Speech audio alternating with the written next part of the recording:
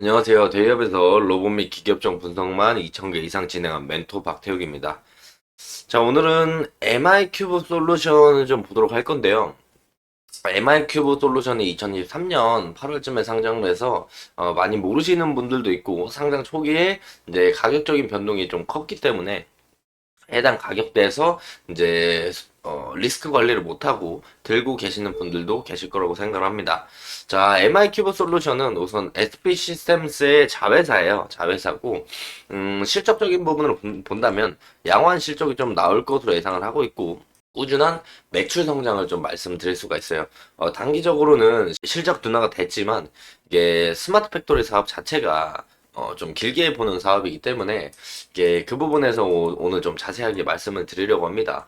해당 기업에 관심이 있으시거나 관련된 내용을 잘 모른다, 조금 더 알고 싶다, 주가에 관련된 이야기를 듣고 싶은 분들은 지금부터 5분 정도만 집중해 주시면 좋을 것 같고요. 자, 기술적인 분석을 하기 전에 앞서서 그래도 이제 MI 큐브 솔루션이 뭐 하는 회사인지는 저희가 좀 알고 넘어가야겠죠. 그래서 짧게 설명을 해드리면 제조 현장에서 생성되는 다양한 정보를 통합하고 지능화하는 소프트웨어 전문 업체입니다. 그래서 스마트 팩토리 솔루션과 디지털 트랜스포메이션 플랫폼을 주된 사업으로 영위하고 있죠. 쉽게 말해서 DX, 그러니까 디지털화 시키는 방법이라고 생각하시면 돼요. 그래서 제조 지능화 실현을 위한 컨설팅부터 시스템 연계, 통합 구축, 운영 서비스 등 IT 서비스 전반에 걸친 토탈 솔루션을 제공을 하고 있고, 그래서 이제 스마트 팩토리라고 하죠. 쉽게 우리가 한마디로 설명해서 스마트 팩토리로 가는 과정을 만드는 회사다라고 보시면 될 것 같고, 주요 고객사는 우선 삼성전기, 삼성 SDS, 삼성 SDI가 있습니다. 그래서 스마트 팩토리 테마로 좀 엮여 있고요. 우리가 실적적인 부분을 본다면 매출액은 좀 증가했지만 영업이익과 단기 순이익이 줄어든 모습을 우리가 확인할 수 있습니다. 자, 보시면 작년 대비에 매출액은 올랐지만 영업이익과 단기 순이익이 좀 빠진 모습을 보여주고 있고, 자, 이유로는 이제 우수한 인력 채용, 그리고 솔루션 개발을 위한 R&D 비용 등 신규 사업을 위한 선제적 비용 증가로 영업이익이 줄어들었다라고 이야기를 하는 거죠. 그래서 이런 부분은 연구개발비나 이제 우수 인력 채용에 대한 비용들은 단발성인 비용 증가로 인해서 그 이후에는 크게 많이 R&D 비용 더 나올 수 있겠지만 추가적으로 비용이 많이 나올 가능성은 적다라고 생각을 해주시면 좋을 것 같고요.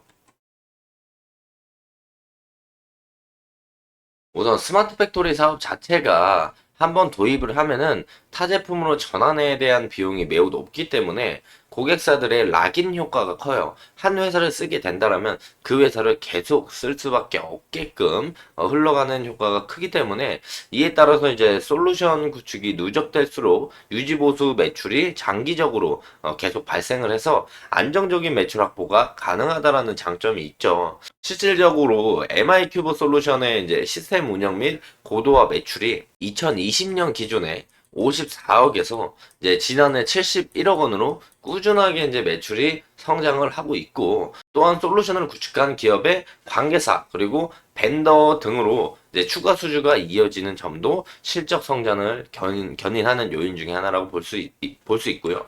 올해 이제 매출액이 아까 보신 것처럼 250억, YOY로 보면 12.1%가 좀 증가를 해줬는데, 영업이익률로 보면 한 7% 정도 상승을 보여줬습니다.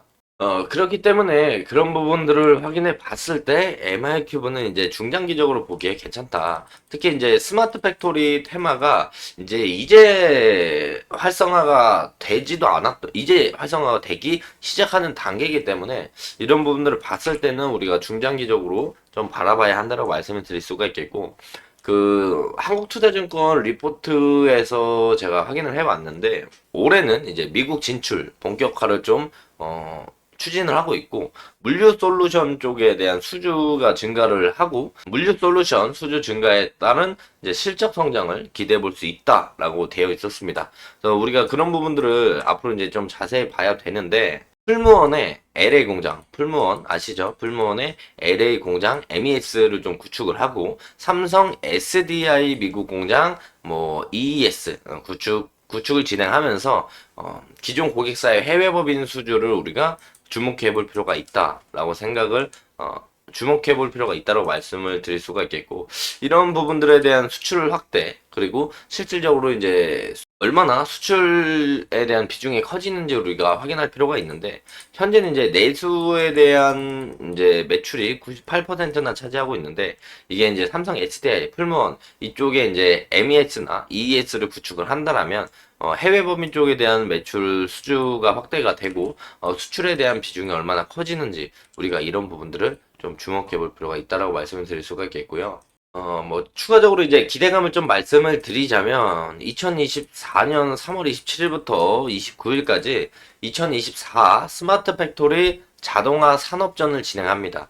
산업전을 진행하면 이 3월달 말에 이제 스마트 팩토리가 좀 주목을 받으면서 MI큐브도 이제 테마 상승과 함께 추가적인 상승을 보여줄 가능성이 있다라고 말씀을 드릴 수가 있겠고, 현재로서 이제 기술적인 부분으로 본다라면 이 12,500원 라인은 MI큐브가 지켜줘야만 추가적인 상승 모멘텀을 우리가 확인할 수 있다라고 말씀을 드릴 수가 있고, 이게 이탈하고 하방으로 빠진다라고 한다면 어디까지 빠질지 기술적으로는 확인이 좀 불가능한 단계다라고 말씀을 드릴 수가 있어요.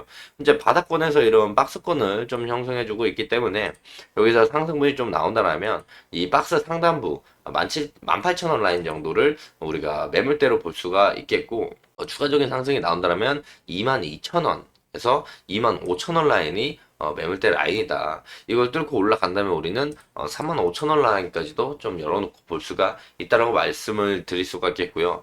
3월달까지 우선 좀 기다려 봐야 될 것이다. 한 달 정도 남았죠. 기다리면서 MI큐브의 이제 수급적인 부분도 봐야 하는데, 외국인에 대한 수급은 간간히 나오고 있어요. 나오고 있고, 개인 이제 12,500원을 이탈하지 않는다는 가정하에 바닥권에서 수급이 좀 들어오고 있는데, 투신, 사모펀드, 금투 쪽에서 이제 수급이 들어오는 쪽 매도를 하고 있는 모습을 좀 보여주고 있다는 점 참고를 하면서, 오히려 금투, 투신, 사모펀드가 언제 매수세로 돌아서는지 이런 부분들을 우리가 꾸준하게 지켜볼 필요가 있다고 말씀드리면서 금일 영상 마무리하도록 하겠습니다.